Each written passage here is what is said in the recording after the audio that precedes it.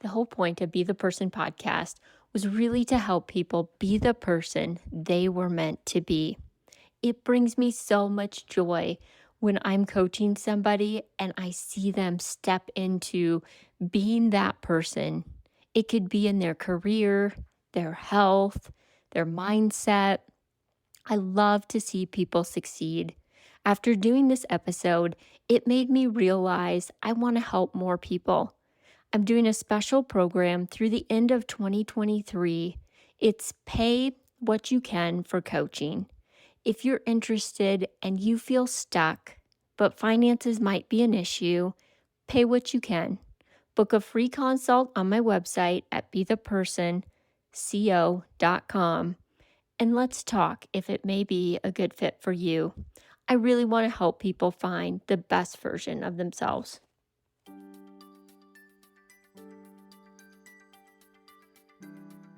I've got a question for you. Who's the person you're being? Are you satisfied? It's okay. This is a judge-free zone, and it's exactly why I started the show. Welcome to Be the Person, a podcast for the brave and the curious who are ready to explore who they are fully created to be. I'm your host, Annie Randall, the adventurous one leading this investigative journey of transformation. By delving into topics and asking unexpected questions, we will discover the keys for unlocking our true potential and being our best selves today. You may be surprised by what you find when you let go of fear in order to discover the answers of becoming the person you were made to be. Welcome to Be the Person podcast. I'm your host, Annie Randall. Today, I have a story about hope for you. It's a personal story, and I'm going to take you on a journey really as I'm going through it. Most people share their journey after it's complete, and I love that. But sometimes when you're in it, you're really in it for the day, it's hard to relate to. And the challenging part is when you're in the journey, you don't know the outcome. So this is a live one. I don't know the outcome of this journey, but I hope it gives you hope today that even if you're in the midst of something challenging or you know somebody that is, there is hope.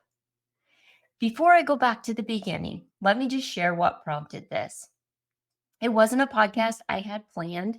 It was one I decided to do this week. A couple weeks ago, I was at a physical therapy appointment and I was doing something really simple. And the PT was encouraging me to do it, saying that she could help me. And even though the exercises were really simple, they were hard and they were scary for me to do because my body just did not want to do them. And I sat up and I just started crying. The kind of crying you're embarrassed that you're doing, but you absolutely can't stop. That was the kind of crying I was doing. I wasn't expecting it. To be honest, I didn't even realize why I was crying, other than Jeff is there with me and the PT. And it was after the appointment that I went back and analyzed, like, what in the world made me cry? And I think it was for the first time I had felt hope in a long time. She was telling me that it was okay. It was normal. She had a plan and she could help me get better. And that's what caused the tears, was hope that I actually could, because I hadn't felt that in a really long time. So let me take you back now to the beginning. It all started about 4 years ago. We were on a family trip to Europe, and it was an amazing trip. We ended in Paris, and it was our last couple days. That day, we were supposed to go to the Eiffel Tower. And I got up out of bed like a normal day. I felt fine. And when I got up, I fell over.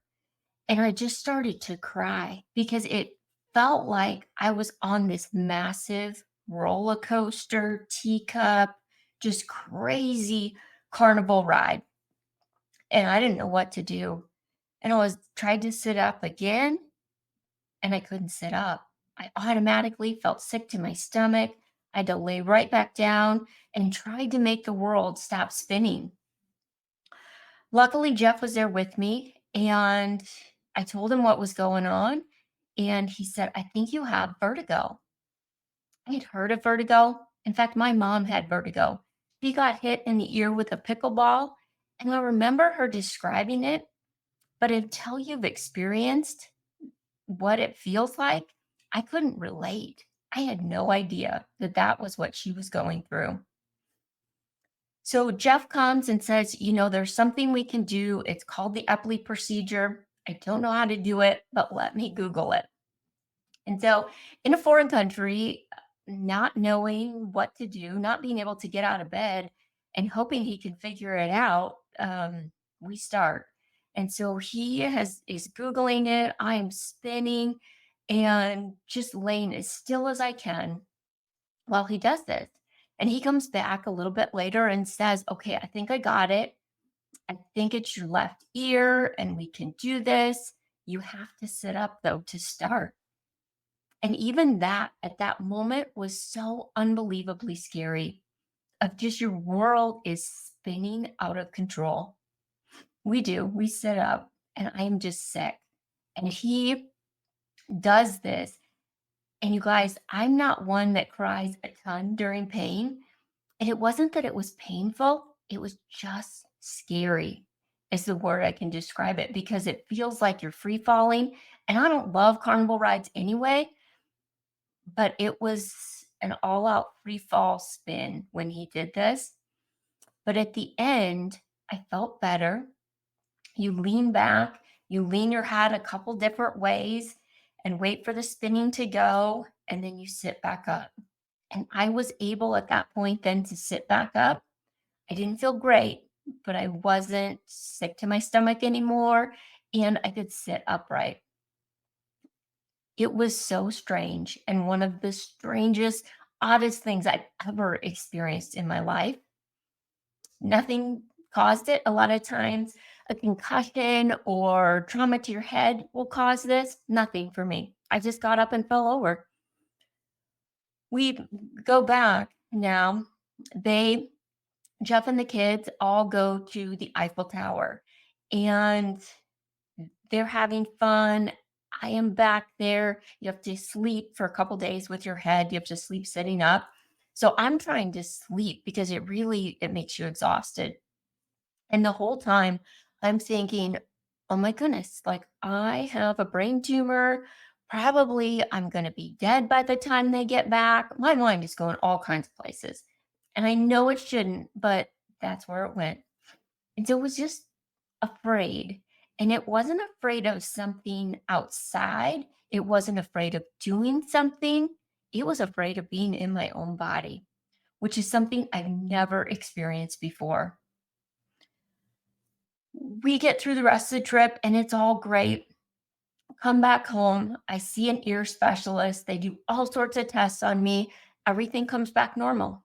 They think it's just a fluke thing, that an ear crystal got loose. That's typically, it can be one of the things that causes vertigo is your ear crystals.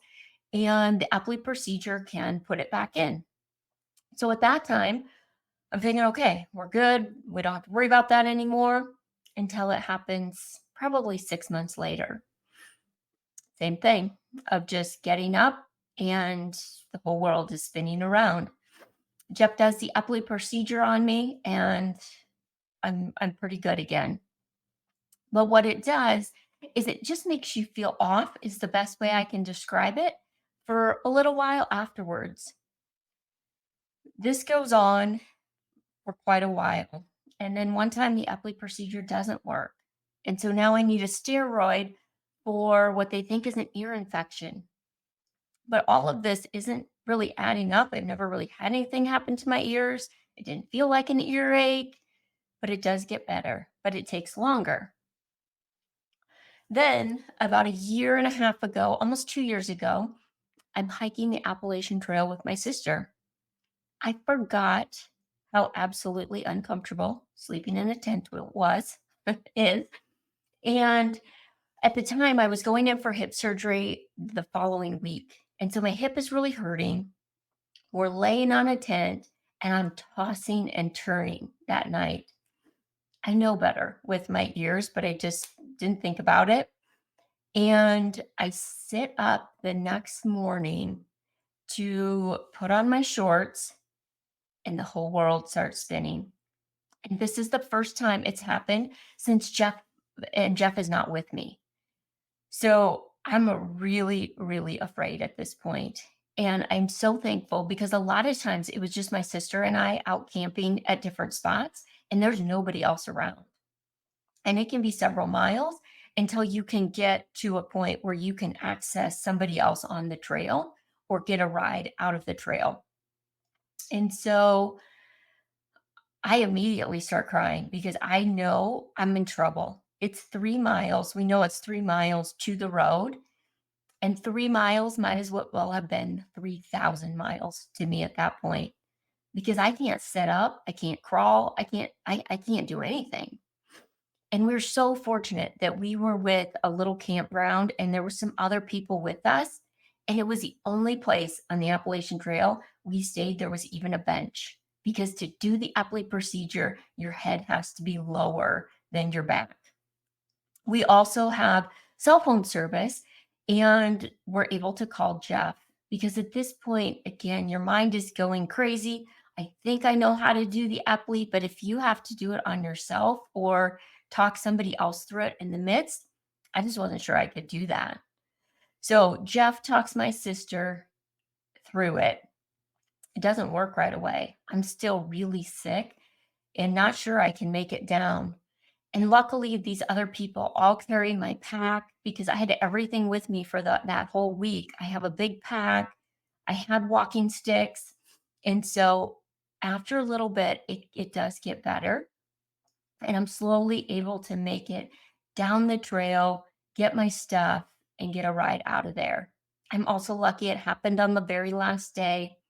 We didn't get to hike our last 4 miles, which made me sad, but I was so thankful to make it out of there. And again, I think it was just that next little deposit of fear.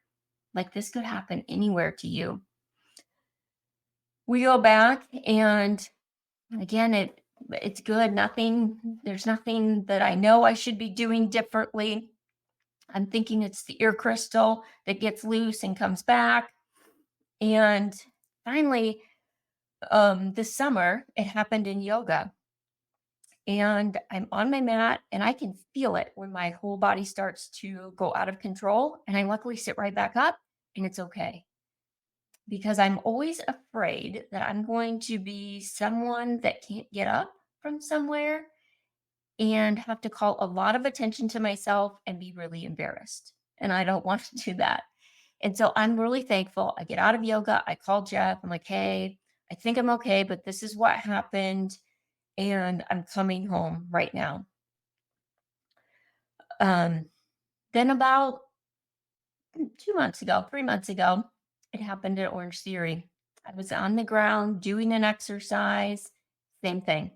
Felt it kind of start to spin automatically. I get up and I'm like, okay, I'm fine. But at that point, I know that I'm off. And I also decide I need to figure out what in the world is going on with my body because this isn't normal. This has been going on about 4 years at this point, and it scares me because I don't know when this is going to happen.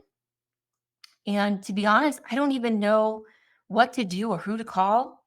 So I talked to my doctor and just asked, like, what is the thing I should do? Should I get a brain MRI? Who should I see? And he says, I know a vision therapist. We've sent a lot of people there and they've had really good results. I think this is a little odd, to be honest, because at the time, all I know is vertigo has to do with your ears. But at this point, I'm willing to try anything.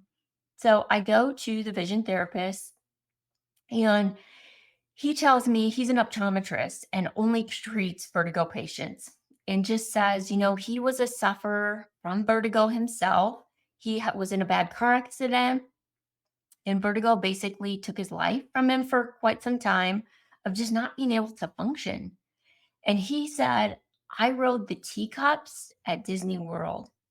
And I thought, oh my goodness, like going to the moon at this point would be easier for me than riding the teacups, I think. So I'm hopeful that he can help me. He leaves for the next month on a couple different trips, so I can't get back in to see him. But it was that glimmer of hope at that point, like, okay, there is something, and he's been through this before, and he can ride the teacups. So um, he said, there's a special physical therapist to a group that deals just with vertigo because it has to do oftentimes with your ear, which we know about. It then, every time you have it, affects your vision and also your neck muscles. I had no idea. So, these three things, he says, I want you to see the therapist. And he just, I go down to the therapist. I have to wait several weeks to get into her as well. And she just asked me, like, how would you describe yourself? Because from this last time of vertigo, I just don't recover the same. And it's really hard because all I can say is I'm off. Like nothing hurts on a daily basis, but I can't get up and down super easily without worrying, am I going to start to spin? So I own the Orange Theory Fitnesses. I can't do any exercises on the ground. I have to do everything sitting up or figure out an alternative, which is okay. That's what we're there for. Um, but it still makes me nervous because I don't know when I'm going to start to spin. And I don't recover. My brain doesn't recover all the way. It still feels like I'm just a little bit off and I don't know what to do about this. If I roll over in bed, not thinking of it, I'll start to spin. So I'm really, really cautious because I don't trust my body at this point. But that brings us to the PT appointment that I told you at the beginning. I see her and I'm explaining all of this, and she's giving me this hope that there is a way forward. That, yes, I'm going to get help with my eyes, I'm going to get help with my neck for PT. My ear may never be 100% normal, but if these other two things are intact, it should make anything that happens in my ear okay. That I don't have to have vertigo my whole life and worry, can I get up and down? And what I realized in that moment was I had lost hope. And I didn't even know that I lost hope. It wasn't till, gosh, I started crying and there was somebody there to like show me a way that I realized that I had lost this hope. That I was gonna, I just thought I'm gonna feel this way forever. And it, I know hope is important, but it really made me realize it at that moment. Hope is everything. So when I looked at it, it's like, gosh, that's what I want to do this podcast through is the lens of hope. Because I believe we're three things. We're made up of our health, our mindset, and our spirit, whatever that means to you. But if one of those is off, we're off. If something's wrong with your health, like it is with me, I'm off. If something's wrong with your mindset, maybe you're having a mental health issue, maybe it's depression, whatever that looks like. Same with spiritual. If you're off on a spiritual level, all three of those things affect you. And there's hope that we have that we can make things better. But sometimes we just need somebody to show us the path forward. And so when I bring guests on, that's what I'm going to look for. Because sometimes it's brand new things that you had no idea about. Maybe you had no idea about vertigo, and now you do. Maybe it's just sometimes we need to get curious and ask ourselves different questions. And sometimes it's just seeing that somebody else did it and that gives you hope that you can do it too. It's why I ran my first marathon. I saw Oprah run a marathon, and the next day I wanted to go out and run a marathon. Luckily, I had a girlfriend tell me no, that we were going to train for the marathon. But about 3 months later, we ran our first marathon together just because I had seen Oprah do it. So sometimes you just need somebody to show you that it's possible. So someday I might ride the teacups at Disney World too. I don't know. But right now, I would be happy just rolling over in bed and not feeling like I was going to spin out of control. I don't know the outcome of it on this journey, but I do have hope that it's possible.